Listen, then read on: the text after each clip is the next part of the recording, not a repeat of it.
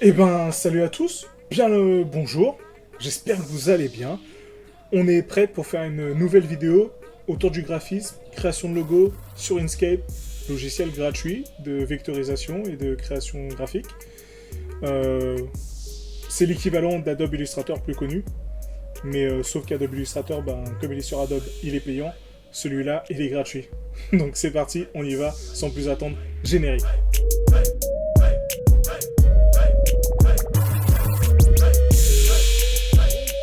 Eh ben, on y va. Tout d'abord, une petite explication de l'interface. Alors, je sais, ce logiciel, de base, il paraît super austère. Il n'y a pas à dire, c'est pas super ouf en termes de design. Mais cela n'empêche qu'en haut, vous allez comme avoir, comme dans tout logiciel, le menu spécifique au logiciel, mais vous reconnaîtrez qu'ils ressemblent à tous, plus ou moins. Donc il y a toujours, toujours le système de fichiers, création, nouveau, enregistré, tout ça, patati patata. Et puis là, spécifiquement aux autres, il y a calque, OG, chemin, texte, filtre, extension. Donc voilà, ça c'est spécifique à Inkscape. On le verra certainement plus d'une fois. Juste en dessous, il y a le système de magnétisme. Le magnétisme, c'est tout simple. Vous avez deux figures, deux objets, et en fait, vous voulez qu'ils se collent les uns aux autres. Et parfois, c'est plutôt compliqué avec la sensibilité de la souris pour les faire correspondre. Donc, souvent, ça dépasse, ou alors ça va trop loin, bref. Là, en fait, le système-là, quand vous bougez, au bout d'un moment, ça se colle presque automatiquement. En dessous, vous avez des icônes qui sont des raccourcis vers les onglets du menu qui est en haut. Et ensuite, en dessous, c'est pour sélectionner plusieurs objets, pour les faire pivoter, pour les faire en miroir, pour les passer en dessous les uns des autres, bref, on verra ça aussi. Et enfin, sur le côté, ce qui nous intéresse principalement, les outils de la création. On va principalement voir sur ce tuto la création de formes, comment modifier les formes, faire des courbes et tout, et puis l'outil texte, et comment changer les couleurs, la typo et tout ça. Bref, on va voir tout ça là. Donc, pour ce tuto, j'ai décidé de partir sur le logo de Tout Par-Delà, parce que justement, on va utiliser ces outils-là. Et avant ça, on va changer le format du document. Ouais, parce que là, on est sur un format A4, et il est important de voir un truc, enfin, il est important, c'est pas important. Mais du coup, pour le tuto, là, pour le logo de Tout Par-Delà, je suis parti sur un format carré. Tout d'abord, on va changer le format du document, on va passer d'un format A4 à un format carré. Donc je change les paramètres et je passe en 25-25 cm. Quand c'est fait, et ben on y va, c'est parti. Hein. Tout d'abord, on va créer un triangle. Pour ce faire, il suffit de sélectionner avec le petit icône forme, étoile et polygone, de changer le nombre de sommets, hein, on passe de 5 à 3, parce que du coup un triangle ça a 3 sommets. Et pour jouer sur la rotation, vous voyez, on appuie, parce que si je maintiens pas la touche contrôle, en fait ça me fait une rotation lisse, alors que si je maintiens la touche contrôle, ça me permet de rester un peu plus droit dans le tracé du triangle. Donc je choisis la taille, ok. Quand c'est fait, je déplace mon triangle et je change la taille. Jusqu'ici, ça va. Mais de toute façon, tout le long du tuto, ça va aller. Tout le long du tuto, ça va aller. Donc maintenant que j'ai fait le triangle, je passe au rond. Pareil, je prends l'outil ellipse qui est à côté. Et tout en maintenant, pareil, la touche contrôle, je trace un rond et pas un peu ovale ou étiré sur les côtés. Maintenant, je vais décider de séparer ces deux figures sur des calques différents pour avoir plus d'aisance dans la manipulation. Donc j'ouvre le panneau calque en allant sur calque et calque ou en appuyant sur la touche F7. En appuyant sur le petit icône plus, je crée un nouveau calque et je vais déplacer le rond sur le calque numéro 2. Pour ça, je clique sur le rond, je fais un clic droit et je fais déplacer. Maintenant que j'ai déplacé mon rond sur le calque 2, je peux retourner sur le triangle et continuer le logo. Donc c'est parti. Vous avez vu que sur le logo, il y a 3 couleurs, le rouge, le vert et le bleu. On fait 3 triangles du coup. Donc, je duplique le triangle en faisant un clic droit et dupliquer. Je vais changer la couleur de ce triangle-là. Alors, deux possibilités. Soit je clique, comme vous voyez en bas avec les couleurs, soit j'ouvre le petit panneau latéral grâce à l'icône de raccourci qui est liée en haut. Donc, avec fond et contour, sur l'onglet fond, je vais changer la couleur. Donc, soit vous changez avec les couleurs, voilà, comme vous voyez ici, soit j'inscris le code couleur. Alors TSL, ça veut dire teinte, saturation, luminosité, et le A, c'est l'alpha. Donc le A, c'est l'opacité, c'est la transparence. RVB, c'est rouge, vert, bleu. CMGN, c'est cyan, magenta, jaune, noir, c'est ce qu'on utilise en imprimerie. La roue, c'est une roue chromatique, mais principalement utiliser le TSL.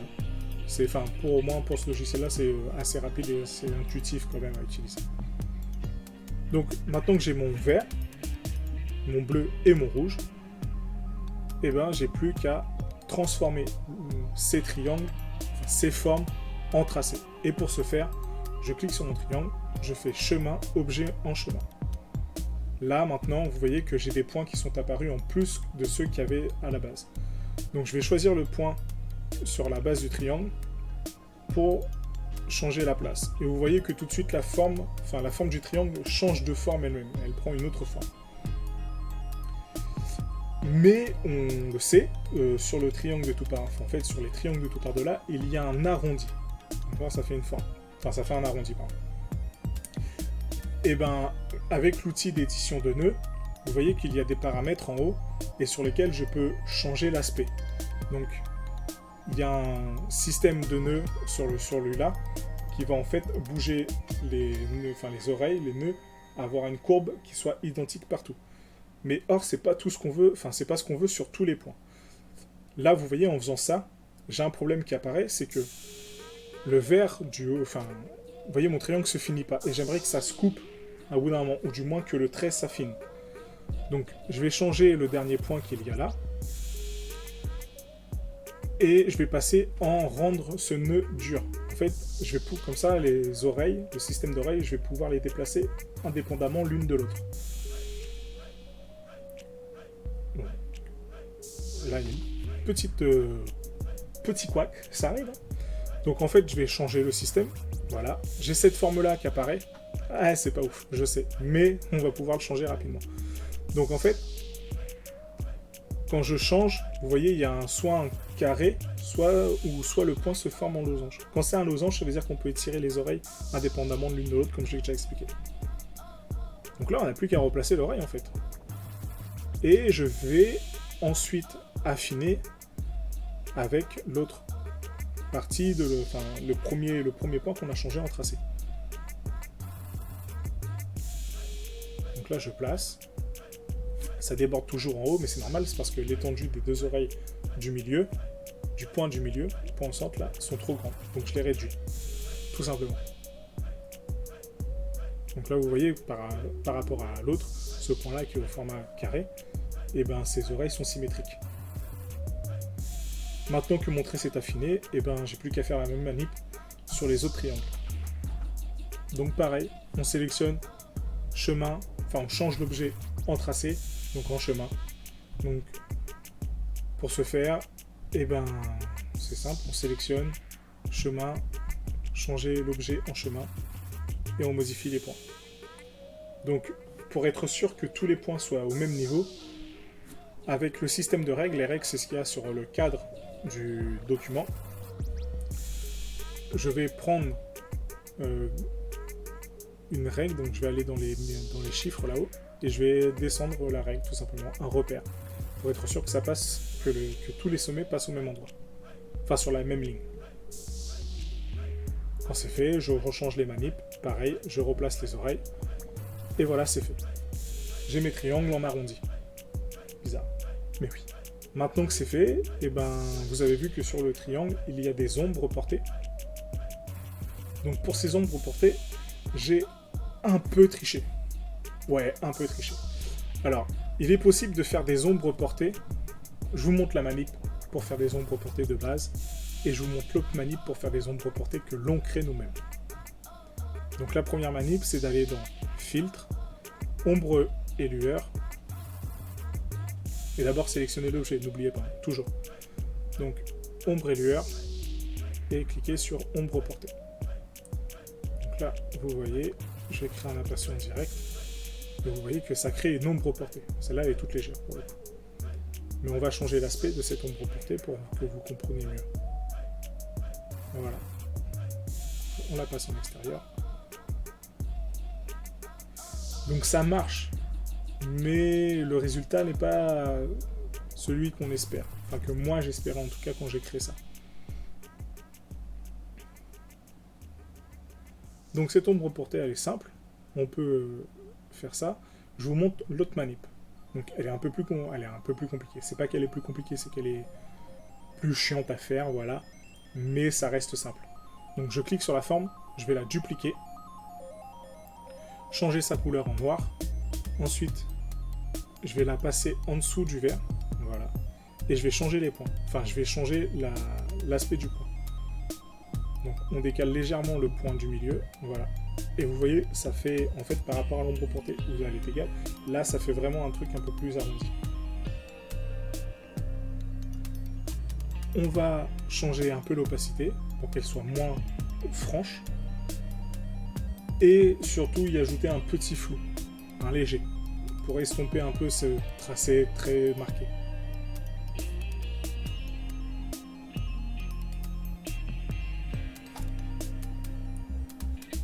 Donc maintenant que c'est fait, je clique sur appliquer. Une seule fois. Ne répétez pas, sinon ça va marquer. Comme à chaque fois que vous avez ce genre de petite fenêtre qui apparaît à l'écran, n'appuyez pas comme des malades. Appliquer, parce que ça va le refaire plusieurs fois. Donc et voilà, et j'appuie et je fais cette méthode-là pour l'autre triangle, le bleu, et je ferai exactement la même chose pour le cercle. Mais on y viendra après. Donc, pour que vous compreniez bien un peu comment ça marche, cet outil d'étirage d'oreilles, de courbes et tout ça, je vous montre un peu comment ça marche une courbe de Bézier. Donc, en appuyant sur l'outil plume sur la gauche, vous pouvez tracer des points. Donc, comment on fait? On clique une fois. Si vous recliquez une seconde fois un peu plus loin, ça fait une ligne droite. D'accord? Ça fait une ligne droite. Mais si vous restez appuyé sur votre clic et que vous bougez, ça étire les oreilles, comme ça. Ce qui fait que ça va former des courbes. Donc il suffit de changer l'orientation de la courbe pour qu'elle change elle-même sa forme. Et plus vous étirez, plus ça va haut. Donc quand j'ai fait, vous voyez que quand j'ai fini mon tracé, si je me place à l'endroit du premier point, le carré se change en rouge et du coup ça fait fermer le tracé, ce qui fait qu'on peut créer des formes comme ça. Mais si vous voulez, on pourrait revenir un autre jour sur ce truc là, il suffit de me le dire dans les commentaires, n'hésitez pas. Donc voilà, c'était pour la petite parenthèse de création de forme. D'ailleurs on aurait pu très bien faire ça avec l'outil de création de forme pour créer ce triangle et le cercle. Mais vu que ça existe déjà, autant pas se compliquer la tête. Donc, on finit ça, et on passe au cercle. Donc, vous allez voir, pour le cercle, j'ai refait j'ai appliqué la même méthode que pour les triangles, donc j'ai dupliqué d'un premier temps les cercles pour changer les couleurs. Et puis, pareil, donc j'ai changé ces objets en chemin, donc en tracé, pour pouvoir les modifier. Donc, je sélectionne un point. Je modifie, vous vous souvenez ça fait un peu la forme du yin et yang, le tracé des ronds dans le logo de Tout Par-Delà. Et puis, voilà, on change. Ça fait ça, c'est pas plus compliqué pour l'instant. Donc vous allez voir, en fait, c'est vachement compliqué de refaire un logo quand on l'a déjà fait. C'est bête, mais c'est comme ça. Ce qui fait que je vous montre un peu en accéléré comment ça s'est passé pour faire ça. Donc, pour avoir cette jolie courbe de cercle, je me suis retrouvé embêté avec... Donc d'abord, je me suis retrouvé embêté avec un point, mais donc les points qui sont sur la ligne du centre. Mais je l'ai compris après. Et on étire, on fait des tests, on courbe, et puis pour supprimer un point, c'est simple. On clique sur le point désiré, donc ça va être celui du milieu. On clique sur le point désiré, donc le point du milieu, et on clique sur le... Vous voyez en haut, il y a un plus et moins, et ben on clique sur le moins plutôt que d'ajouter un point, on en enlève un. Ce qui fait que si on enlève un, la courbe s'harmonise un peu plus dans toute sa longueur. Et là, maintenant, j'ai pu terminer ce logo. Pareil que pour le triangle, pour faire les ombres, j'ai utilisé la méthode du je duplique un calque, je le transforme en noir, je change l'opacité et j'y ajoute un flou. Voilà, maintenant que c'est fini, et ben il reste plus que la typo. Hein. C'était tout simple, le logo de Tout Par-Delà. Vraiment, pour le coup, on s'est pas pris la tête. Si l'histoire du logo de Tout Par-Delà vous intéresse, et ben je pense que de toute façon c'est pas trop compliqué à deviner, mais on pourra en parler si vous voulez. Donc la typo, c'est simple, on clique sur l'outil texte en bas.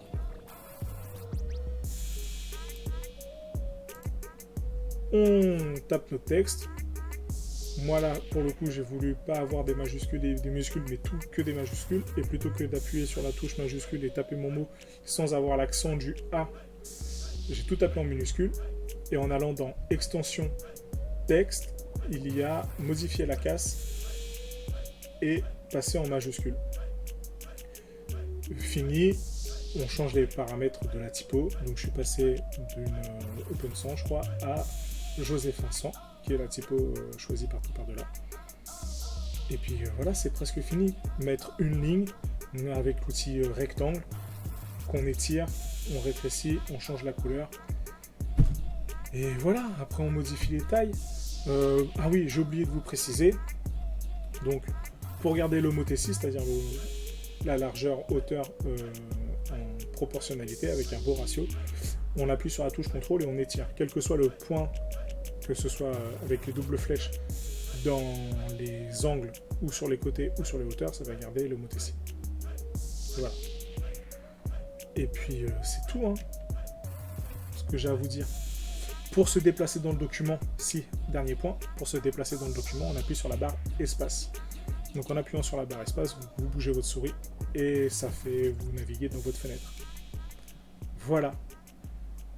Pour finir, en faisant fichier, enfin, il faut d'abord sauvegarder votre fichier.